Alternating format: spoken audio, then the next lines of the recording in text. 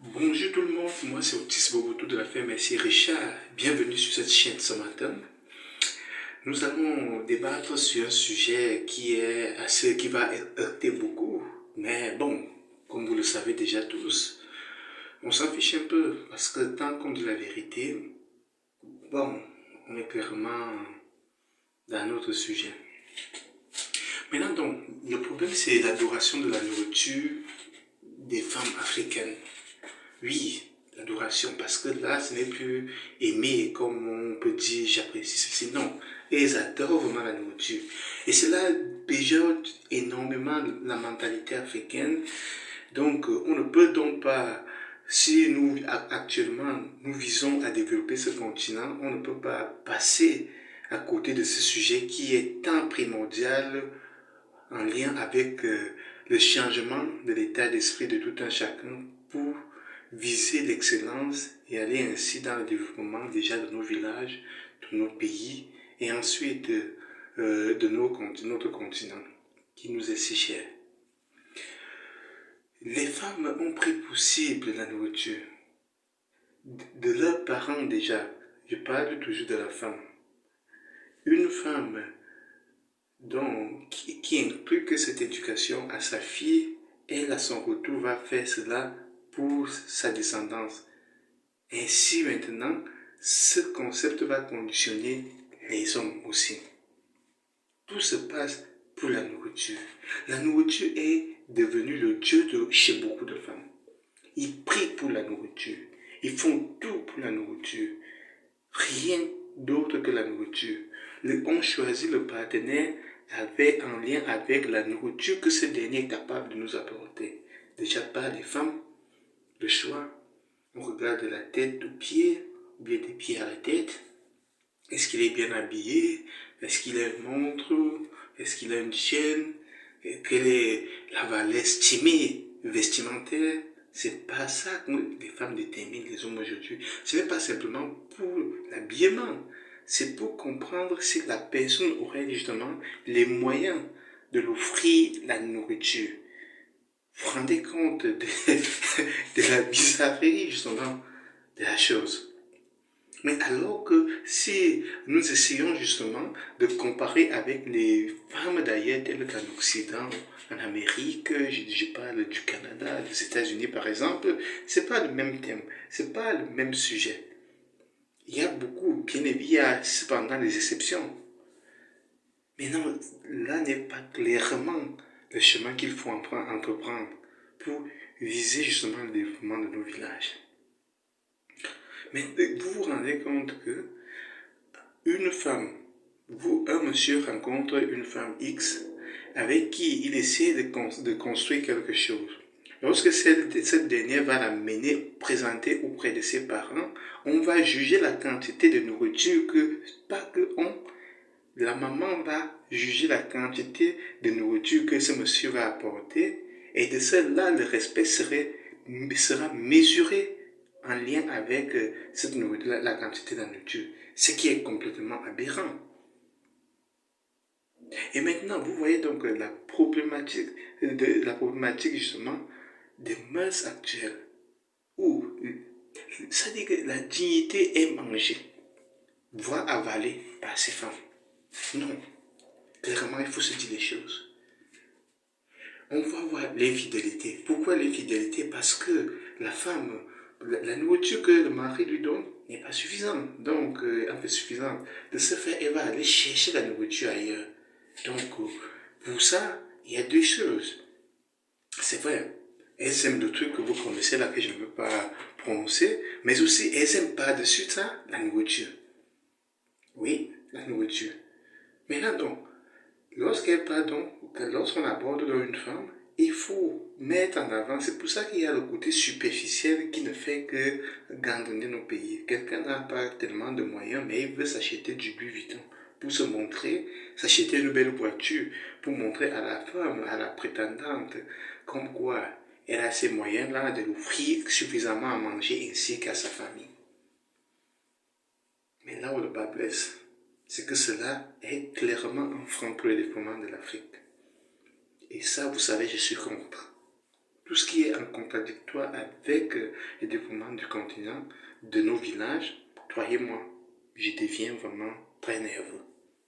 Parce qu'il est temps pour nous, pour que nous soyons respectés dans le monde, et pour avoir une place dans le monde, en tout point, au niveau international, il nous faut un Afrique fort. Donc, je vous prie, chers dames, chers mères, de penser autrement. Ne faites pas votre référentiel la nourriture. Ne faites pas de votre Dieu la nourriture. Pensons à l'avenir de l'Afrique. Pensons à l'avenir du village. Demain, bien après-demain, vous ne serez plus là. Mais l'éducation que vous donnez aujourd'hui perdurera. Et vous voyez, comme justement pour démontrer à quel point l'image de l'Afrique est maintenant reflétée par la famine. Et cela, il suffit de marcher sur les coins de route ici en Europe. On voit justement les photos avec on a besoin d'aide pour les enfants enfants, avec les photos des Africains. Mais vous vous rendez compte? Comment est-ce qu'un Africain peut donc s'élever? Si on va le ramener toujours à cette image-là, est-ce que vous comprenez le tort que vous causez en Afrique? Non, de vous à moi. Est-ce que vous comprenez vraiment ça? Il faut vraiment remédier à cela. Il est temps pour vous de remédier à cela parce que l'Afrique ne peut pas se développer sans vous. L'Afrique a besoin de tous ses enfants pour se développer. De ce fait, il est impératif que nous essayons de regarder tous dans la même direction. J'espère que vous me comprenez bien les femmes. Certes, beaucoup de femmes vont peut-être s'énerver en disant qu'on les a traitées qu'elles ne vivaient que pour manger. Ça, c'est vrai que tout ce qu'on veut. Bien sûr, ça je l'assume. Mais je sais que parmi vous, il y a quand même celles qui sont capables de réfléchir, de comprendre que c'est un problème. C'est un problème. Lorsque maintenant dans les familles, quelqu'un va pour doter une femme avec, comme on appelle, les porcs longs chassés. Les porcs longs chassés. Il amène 5, 10. Je vous rappelle que le porc coûte aux environs de 300, 350 000, voire 400 000 parfois. Imaginez toute cette somme, les sacs de riz, les oignons, les sels et autres. Mais c'est quoi? Est-ce qu'on vous achète déjà? Vous ne voyez pas que cet argent-là, vous aurez peut-être pu l'utiliser, je ne sais pas, pour créer quelque chose dans ce village en question, auquel tous les villages auraient pu en bénéficier. Mais non, voilà ce que vous faites. Et le développement donc de ce village, cher monsieur qui peut faire cela, il ne faut vraiment pas qu'on tombe encore dans ce type de piège. Il faut que nous changeons notre mindset concernant ce genre de rapport. Ça n'a pas de sens. Ça n'a pas de sens. Il faut apporter une amélioration continue dans ces villages en question et non apporter une nourriture que les gens vont manger pendant 2, 3 jours, 4 jours, maxi une semaine. Et après, on aura oublié. Et c'est pour ça qu'on parle de l'insatiabilité des femmes. Ça vient de là, de leur maman. Elles partent sortir avec les cousins, les oncles de leur mari au village. Elles ont des enfants à gauche, à droite qui arrivent avec des personnalités différentes qui détruisent une famille. Parce que celui-là va amener une mentalité de voleur, l'autre va amener une mentalité de bandit, et ainsi de suite. Et cela détruit complètement une famille. Les enfants ne coûtent rien. Ils ne s'écoutent rien du tout de ce qu'on leur dit. Et l'éducation même est ratée parce que la mère n'est même pas en mesure de donner cette éducation à ses enfants. Ce qu'elle prend simplement, c'est la nourriture, c'est la nourriture, c'est la nourriture, Non. Il y a tellement de choses que vous devez faire pour l'éducation. Vous devez apprendre à vos enfants l'honnêteté, la loyauté, la dignité. Vous-même en devenant un modèle pour vos filles. Vous savez que toute la majorité des femmes, des filles veulent ressembler à leur maman. Donc, si vous avez une mère qui passe son temps à tromper son mari, normalement, ça se sait. Ne vous inquiétez pas. Vos enfants le savent que vous trompez leur père. Et pour quelle raison? Pour la nourriture. Quand vous allez rentrer le soir, vous allez amener un petit poulet braisé, un petit poisson braisé. Est-ce que vous êtes sûr que ce que l'homme là vous donne, vous êtes incapable d'acheter ça? Ou bien vous-même, vous ne pouvez pas acheter votre poisson et le braiser à la maison pour manger en famille?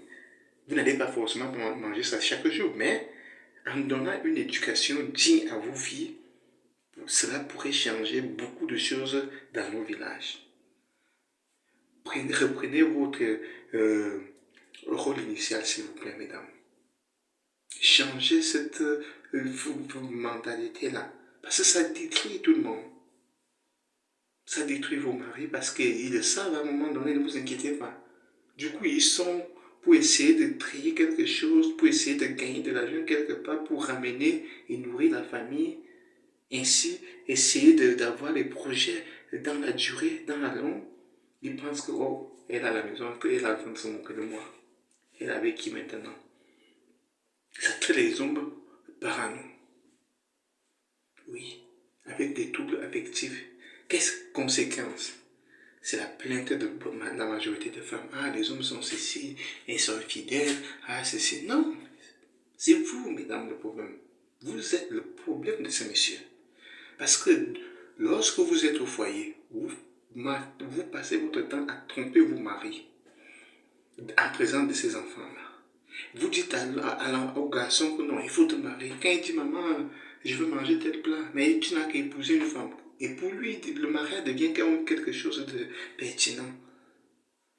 Et ça fait que lorsque ce dernier se marie, donc, ayant déjà eu avec l'éducation que le mariage c'est le bonheur, et se retrouve avec la fille que vous avez pénétrée, justement, qu'est-ce qui se passe? C'est l'échec.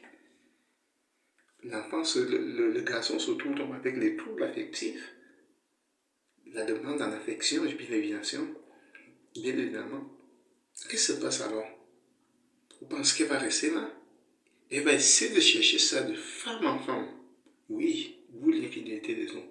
Elle va passer de femme à femme en cherchant cette attention-là, ce respect à tout cela. Alors que finalement, il va se rendre compte peut-être, je ne sais pas quel âge, que finalement, vous êtes plus ou moins tous formés de la même chose. Pourquoi? Parce que toutes les filles ont reçu cette éducation-là de leur mère.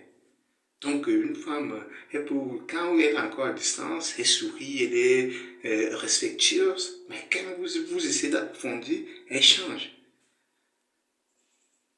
Du coup, les hommes, qu'est-ce qu'ils font? Par vengeance, ils sortent avec tel, ils sortent avec tel, ils sortent avec tel. Et l'argent que ces derniers auraient pu utiliser pour développer un projet qui était favorable pour l'amélioration des conditions de vie du village ainsi que de sa famille sera où? Et ces femmes-là, ces différentes femmes-là, qu'est-ce qu'elles vont faire à l'heure d'où? C'est la nourriture.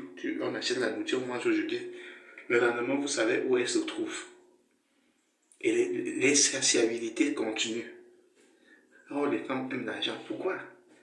Quand tu achètes la nourriture, tu manges et tu vas là où on connaît là. Mais tu ne gardes rien. C'est pas comme les femmes en Occident où elles achètent les bijoux, les habits. En cas de difficulté au niveau de la famille, qu'est-ce qu'elles font? Elles vont revendre ces bijoux-là pour prendre de cet argent-là, résoudre les problèmes au niveau familial. C'est pas... Il faut vous réveiller, mesdames. Il faut imiter les bons comportements. Ça, c'est un bon comportement. Les féministes, vous parlez de l'égalité. Oui, l'égalité, c'est bien beau, tout cela. Mais voilà le bon côté à livrer aussi un combat. Pas simplement qu'on ne dit pas que les femmes ne doivent pas être entrepreneuses, entreprendre quelque chose. Bien évidemment que non. Elles peuvent le faire, mais elles ne doivent pas oublier leur rôle initial déjà, qui est plus important parce que créer une entreprise n'est pas équivaut à donner l'éducation de génération en génération. Ça, c'est toi et moi. Il n'y a pas photo, il n'y a pas match. Si vous arrivez à concilier les deux, faites-le, mais commencez pas à la base. Vous pouvez entrer une entreprise aujourd'hui qui sera ruinée dans 5, 10 ans par ces enfants dont vous n'avez pas éduqué. Vous voyez, et cela est réellement un frein pour le développement du continent. Faites quelque chose. De ce fait, j'espère que vous allez essayer de méditer sur ça.